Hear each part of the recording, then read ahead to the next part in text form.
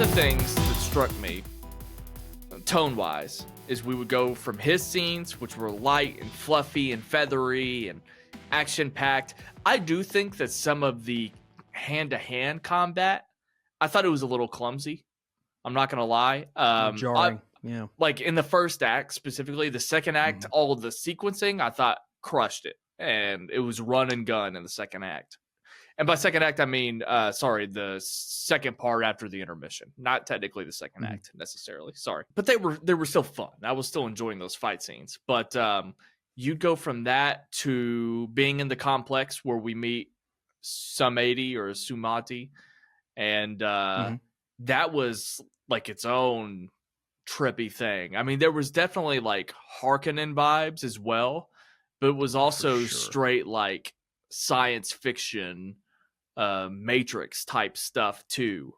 And so it would be like deadly serious muted sci-fi back to back with those like fluffy scenes with him. And I think that's what we were primarily alluding to, but somehow they pulled it off. And then those two characters and worlds end up meeting later on, and then that works too. I mean, yeah, our big bad villain felt like the Baron mixed with the Emperor mixed with Jared Leto's character in Blade Runner 2049, because you even had those things flying around him. I was thinking character. Snoke, because he has that giant gash coming down his head. I thought he was like Snoke, because they also called him Supreme. So I was thinking Snoke and Baron Harkonnen. Literally just a combination of... Well, that's the thing, though, right?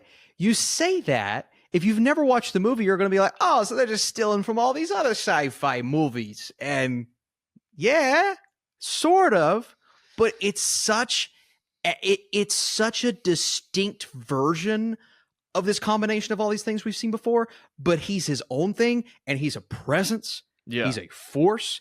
And the movie goes from, he's a funny character. This is a light moment. When we go to him and we go to what's happening to all these women, because there's a brutal scene in this movie that I didn't expect what's happening to the women. And I was like, oh my God. I mean, I got, at one point I got like a Toy Story 3 vibe.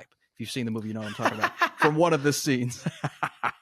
And so I'm like, dang, man, they're doing this. But then you go back to the lighthearted but it was just balanced. It's hard to say. And you believe me, if you've not seen the movie, that it fit, but tonally, I didn't have much of an issue going back and forth.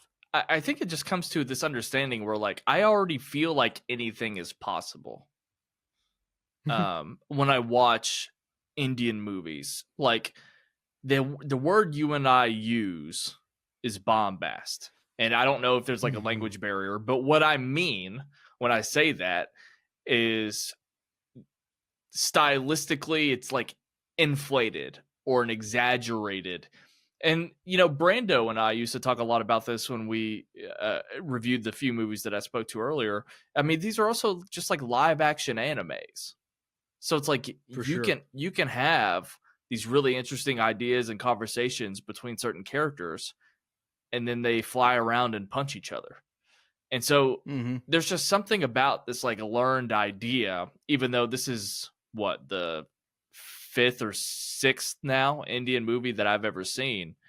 And but there's just something about it that I don't know, my mind thinks differently about this. It's like when I watched Manjamel Boys, I talked a little bit about, and I think there's some of this with this movie too, even though they come from different industries, still both South Indian.